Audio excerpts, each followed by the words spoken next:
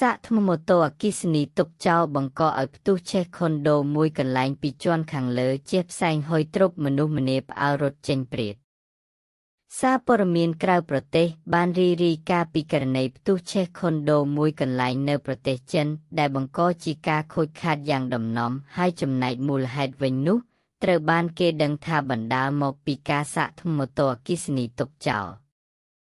តាមព័ត៌មានបានឲ្យដឹងថាករណីនេះបានកើតឡើងនៅខុនដូមួយនៃទីក្រុង Qingdao ខេត្ត Shandong ប្រទេសចិនដោយការផ្ទុះឆេះគឺចេញពីបន្ទប់មួយនៅក្នុងខុនដូនេះដែលបង្កទៅជាផ្សែងហុយទ្រព្យហើយរបស់របរប្រើប្រាស់ទាំងឡាយក៏បានខ្ទាតចេញតាមរយៈបង្អួចផងដែរ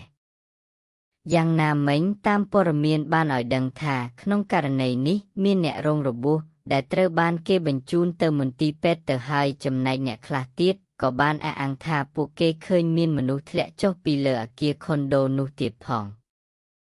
អរគុណចំពោះការចូលទស្សនាវីដេអូនេះបើស្រឡាញ់ចូលចិត្តកុំភ្លេចជួយចុច Like Share និង Subscribe ដើម្បីបានវីដេអូថ្មីទៀតសូមអរគុណយ៉ាងកក់ក្ដៅ Thank you so much